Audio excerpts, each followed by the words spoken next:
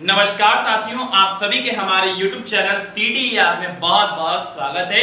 दोस्तों, आज हम पढ़ेंगे accounting for manager BCom 6th semester का टॉप 20 क्वेश्चन, जिसका हम पार्ट 1 में 10 क्वेश्चन आपको बता चुके हैं। आज पार्ट 2 में फिर 10 क्वेश्चन बताएंगे। टोटल 20 क्वेश्चन आपको पढ़ना है और ये 20 क्वेश्चन आप पढ़ लेते हैं तो मैं गारंटी देता हूं कि आप अपने पेपर को फर्स्ट डिवीजन से पास कर सकेंगे। तो चलिए आइए, अगर आपने अभी पार्ट 1 नहीं देखा है 10 क्वेश्चन का, वो हमारे वीडियो अवेलेबल है, लेटेस्ट में जाकर आप देख सकते हैं। आज पार्ट 2 हम कंटिन्यू करते हैं, ठीक है। ये 11वां क्वेश्चन होगा।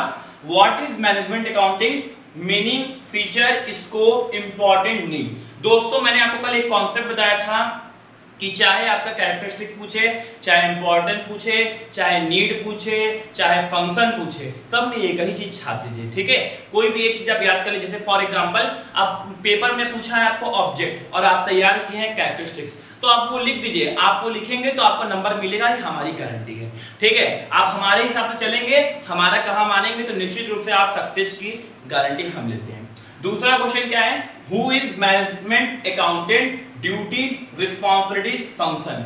ये पूछ रहा है कि हिंदी में इसका होगा कि प्रबंधक लेखापालक कौन होते हैं और इनकी ड्यूटी, इनकी रिस्पॉन्सिबिलिटी और इनके फंक्शन क्या क्या होते हैं, मतलब ड्यूटीज, इनके काम का क्या क्या होता है। जैसे फॉर एग्जांपल, मैनेजमेंट अकाउंटेंट क्या करता है? सभी डिपार्टमेंट से मैनेज करता है, सभी डाटा को कंक्लूड करता है, कंक्लूड करके रिपोर्ट बनाकर ऊपर टॉप लेवल मैनेजमेंट देता है। ड्यूटीज में क्या हो जाएगा? रिपोर्ट बनाना हो गया, सभी डिपार्टमेंट को मैनेज करना हो गया, डिपार्टमेंट के डिमांड पे स्पेशल रिपोर्ट देना, ये सब क्या हो गया? क्योंकि मैंने कुछ रटा नहीं है, सब मैं इसको पढ़ के सिर्फ बता दे रहा हूँ क्या क्या ड्यूटीज हो। तो आप जो है कॉमन, देखिए थर्ड ईयर में आते आते हमारे अंदर इतनी कैपेसिटी आ जाती है कि हम चीजों को पढ़ के समझने लगते हैं। तो बस वही काम करना है दोस्तों। अगर आपने बहुत ज्यादा नहीं पढ़ा है तो टेंशन मत लीजिएगा, हल्का हल्का पढ़िए, हल्का हल्का में आपका फर्स्ट डिवीजन पास हो जाएगा। बहुत ज्यादा महाभारत के तरह लड़ाई नहीं करना है, ठीक है।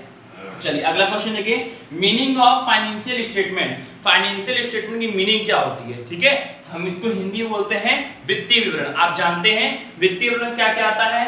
प्रॉफिट एंड लॉस अकाउंट आता है, जर्नल आता है, लेजर आता है, ट्रायल बैलेंस आता है और आपका ट्रेडिंग अकाउंट आता है, बैलेंस शीट आता है। ध्यान रखिएगा, इन सब में से कोई एक भी पूछ सकता है। फॉर एग्जांपल बोल देगा प्रॉफिट एंड लॉस अकाउंट क्या होता है, इसकी फॉर्मूला को दिखाइए। फॉर एग्जांपल बैलेंस शीट क्या होता है, इसकी फॉर्मूला दिखाइए। तो ये सब तो आप 12th में, 11th में पढ़े होंगे, 10th में पढ़े होंगे, 9th में पढ़े होंगे। आई होप कि आपको ये सब दोबारा रिपीट करने की जरूरत नहीं पड़ेगी एज अ स्मार्ट स्टूडेंट। चलिए आगे देखिए, फाइनेंशियल स्टेटमेंट के ऑब्जेक्टिव क्या क्या होते हैं। ये क्या करता है? हमें एक फाइनेंशियल ईयर का रिपोर्ट देता है, बिजनेस में हेल्प करता है, हमें पिछली ईयर का बैकअप डाटा देता है, हमें ये क्या करता है, बहुत सारी चीजें होती हैं वो भी अवेलेबल करता है और कस्टमर को बताता है कि कंपनी कितनी प्रॉफिट है, इतने लॉस है, इतनी एसेट्स है, इतनी गुडविल है, ये सारी चीजें हमको अवेलेबल करता है। तो ये सब जो नॉर्मल चीजें हैं आप बनाकर भी लिख सकते हैं। फिर अगला क्या है? Angle of incidence. Very very most important question. ये क्वेश्चन आपके पेपर में पूछ सकता है। इसको हिंदी बोलते हैं घटना का कोण। क्या बोलते हैं? घटना कोण। ये आपको मिल जाएगा स्टैंडर्ड कॉस्टिंग या उसके अगल बगल के चैप्टर में देख लीजिएगा, उसमें आपको मिलेगा। फिर पीवी रेशियो, ठीक है। पीवी रेशियो क्या होता है? Margin safety. ये तीनों जो टॉपिक है ये एक ही चैप्टर में, हमें चैप्टर का नाम नहीं याद आ रहा है। ये स्टैंडर्ड कॉस्टिंग के अगल बगल शायद में भी B break even point ratio वाले चैप्टर में आपको ये तीनों मिलेगा। Very very most important topic है, इसको भूल के भी इग्नोर मत कीजिएगा। ये तीनों आपके 5 नंबर वाले हैं और 2 नंबर वाले में पूछ सकता है, ठीक है।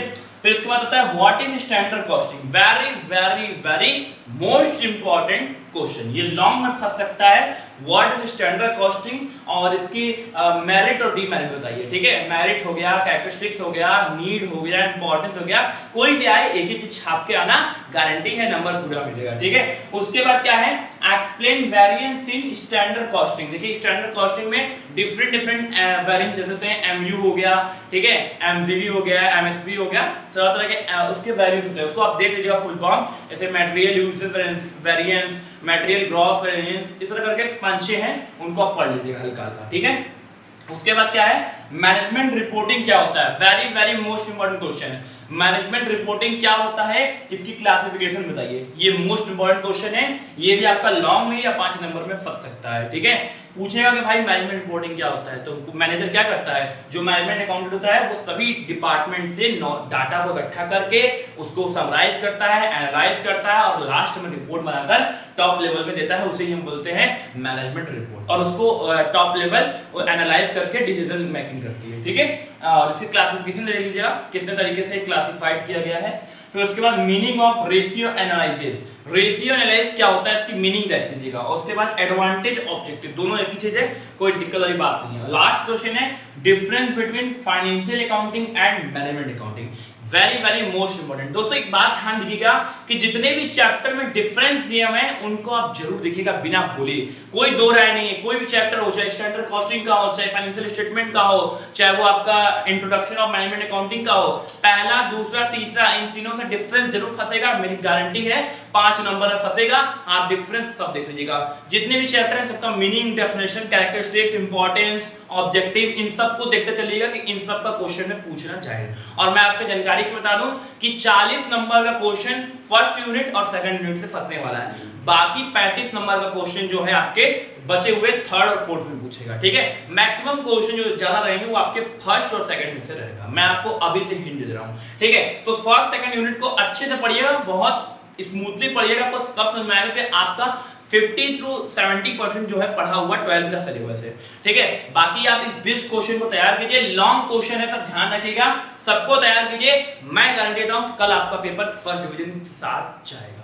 और एक लास्ट पॉइंट मैं आपके लिए बता देता हूं कि अगर न्यूमेरिकल वर्सेस थ्योरिकल आएगा, अगर न्यूमेरिकल वर्सेस थ्योरिकल आएगा तो आप अटेंड कौन सा करेंगे? सवाल यहां पर ये उठता है, आप अटेंड करेंगे थ्योरिकल वाला। अब पूछिए क्यों? न्यूमेरिकल तभी अटेंड करना है जब आपको 99.99% ये लगता है कि मैं इस क्वेश्चन का आंसर एग्जैक्ट ला लूंगा। अगर आप ऐसा नहीं कर पाते हैं, आपको स्टेप नहीं पता है, फार्मूला नहीं लिखते हैं, आपको नंबर ना के बराबर मिलेगा। अगर 20 नंबर क्वेश्चन है तो 5 नंबर देके हटा देंगे, लेकिन थ्योरिकल लिखेंगे तो वही आपको 12 नंबर 15 नंबर आराम से मिल जाएगा, ठीक है। तो इस रास्ते पे चलिए, आपको अपने एग्जाम की बहुत बहुत सफलता मिले, आपको अपनी परीक्षा के लिए बहुत बहुत शुभकामनाएं, आपका परीक्षा बहुत ही अच्छा बीते, आप सभी को मेरी तरफ से ऑल ऑफ द बेस्ट और अपना बेस्ट पेपर लेके आएगा। और एक बात ध्यान रखिएगा, जितना पेज आप भरेंगे उतना आप अच्छा नंबर लाएंगे, लेकिन आपकी मतलब नहीं कि रघु सर बोल दिए पेज भरने के लिए तो हम पेजे भर दे, कुछ भी प्रेम कथा मत लिखिएगा, ठीक है। ऐसा मत लिखिएगा राजा रानी का प्रेम कथा लिख दें, ऐसा नहीं करना है, ठीक है। उससे रिलेटेड कंटेंट ही लिखिएगा, ठीक है। ये मेरा हिंट था। चलिए आज के लिए इतना ही, आप सभी को जय हिंद।